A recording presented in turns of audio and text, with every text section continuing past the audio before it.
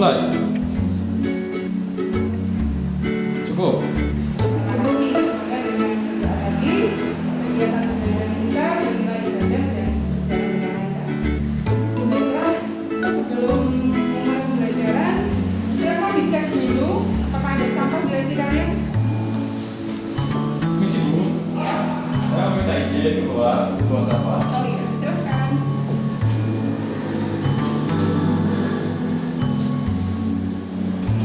Hari ini ada yang tidak masuk sekolah? Ada Bu, Siapa Mbak? Mas Rizal. Kenapa? Dia sedang sakit gigi Bu. Oh iya, kita doakan semoga Mas Rizal segera sembuh agar bisa bersekolah lagi bersama kita. Selanjutnya, Ibu akan menyampaikan tujuan pembelajaran pada kesempatan ini. Tujuan pembelajaran pada pertemuan kali ini yang pertama adalah untuk mengetahui penerapan grafik fungsi kuadrat dalam kehidupan nyata. Yang kedua, yakni mampu menjelaskan langkah-langkah menggambar sketsa grafik fungsi kuadrat. Yang ketiga adalah menggambar sketsa grafik fungsi kuadrat. Nah, sebelum kita belajar bagaimana cara menggambar sketsa grafik fungsi kuadrat, sebelumnya mari kita saksikan video mengenai penerapan grafik fungsi kuadrat dalam kehidupan nyata, yakni dengan menyaksikan video mengenai hukum permintaan dan penawaran barang. Pernahkah Anda bertanya, kenapa itu?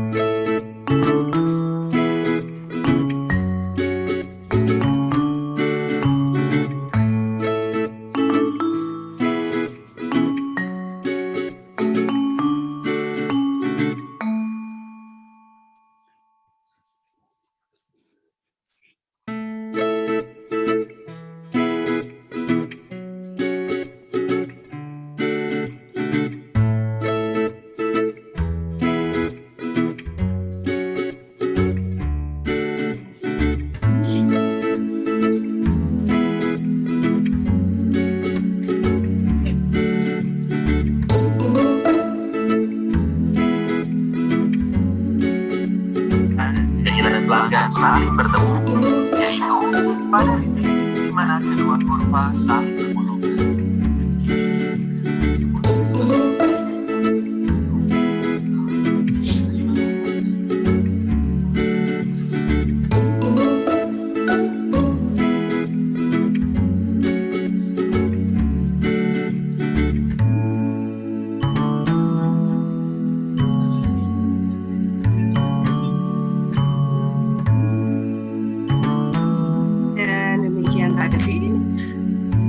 Video mengenai hukum permintaan dan penawaran barang.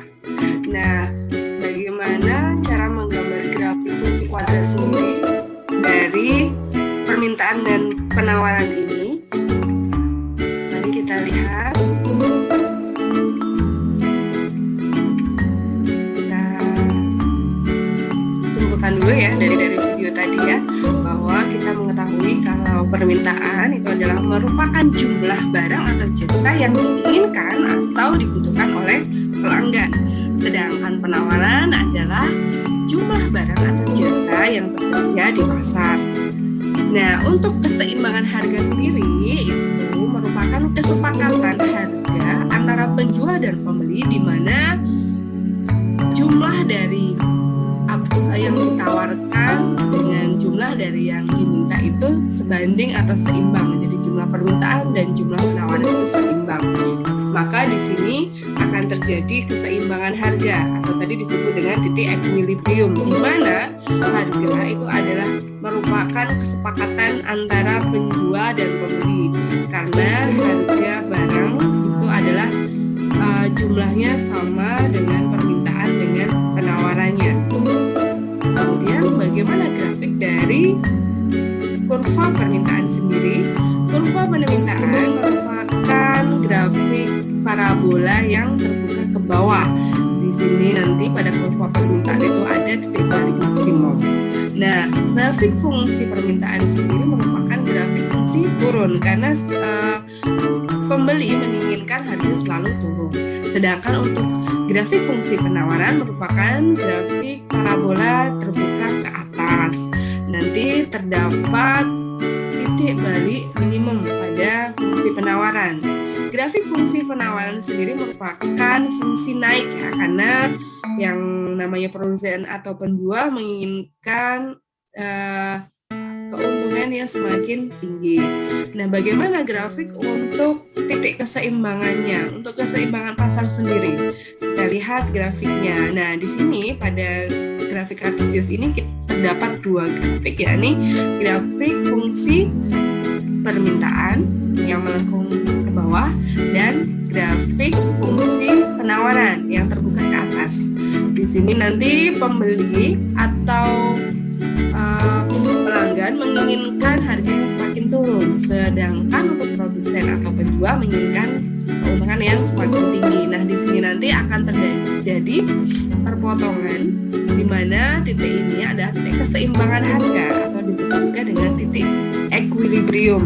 Jadi di sini terjadi kondisi di mana permintaan dan penawaran ini jumlahnya sama sehingga terjadi keseimbangan harga. Harga ini adalah harga yang diinginkan dari pembeli dan penjual. Ini adalah keseimbangan pasar.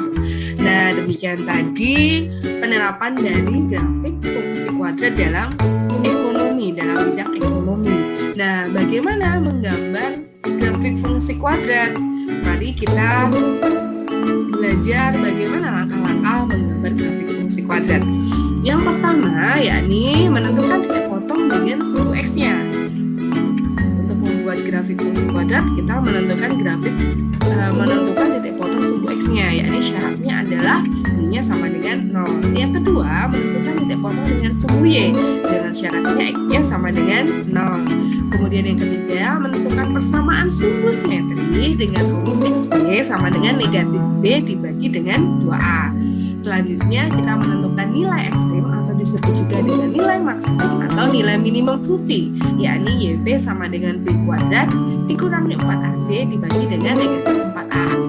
Selanjutnya, karena kita sudah menemukan sumbu simetri dan nilai ekstrim, maka kita bisa menentukan titik balik maksimumnya atau titik balik fungsinya, yakni dengan misalkan titik baliknya itu adalah P, maka X P, YP, yakni negatif P dibagi 2A, dan YP-nya adalah B kuadrat dikurangi 4AC dibagi negatif 4A. Setelah kita peroleh informasi-informasi dari 1 sampai 5, maka kita dapat menggambar sketsa grafik fungsi kuadrat pada bidang kartesius. Mari kita lihat bagaimana contoh soal untuk membuat atau melukis grafik fungsi kuadrat. Ini adalah contoh soalnya ya. Nah, kita diminta melukis grafik fungsi kuadrat, yakni fungsinya fx sama dengan x kuadrat dikurangi 2x dikurangi 8. Langkah yang pertama yakni menentukan titik potong dengan sumbu x-nya. Syaratnya adalah y-nya sama dengan 0.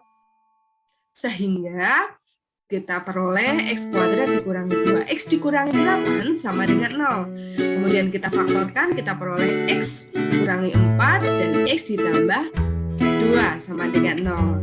Sehingga akar-akarnya adalah x sama dengan 4 atau x sama dengan negatif 2. Sehingga kita peroleh titik potong sumbu x-nya itu adalah 4,0 dan negatif 2,0. Selanjutnya kita menentukan titik potong dengan sumbu y-nya. Syaratnya adalah x-nya sama dengan 0. Sehingga kita substitusikan x-nya kita gantikan dengan 0, maka kita peroleh y sama dengan 0 kuadrat ditambah b x kali 0 dikurangi 8, maka kita peroleh y-nya sama dengan negatif 8, sehingga kita peroleh titik potong sumbu y-nya adalah titik 0, negatif 8. Nah, selanjutnya kita menentukan sumbu simetrinya. Sumbu simetrinya rumusnya adalah xp sama dengan negatif b dibagi 2a. Maka dari persamaan tadi adalah fungsinya itu adalah fx sama dengan x kuadrat dikurangi 2x dikurangi 8, maka kita peroleh a-nya sama dengan 1, b-nya sama dengan negatif 2, dan c-nya adalah negatif 8.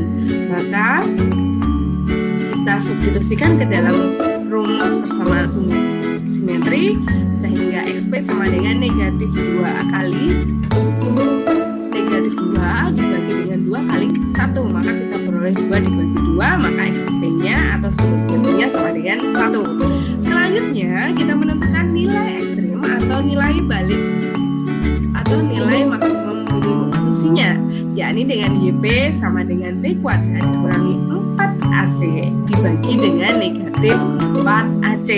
Maka kita substitusikan negatif 2 kuadrat dikurangi 4 dikali 1 dikali negatif 8 dibagi dengan negatif 4 dikali 1. Maka kita peroleh negatif 36, kita peroleh 36 dibagi dengan negatif 4. Kita peroleh YP-nya adalah negatif 9. Sehingga kita bisa memperoleh titik balik atau titik puncak grafik, yakni P sama dengan XP, YP, sehingga kita peroleh P-nya atau titik baliknya adalah 1, negatif 9.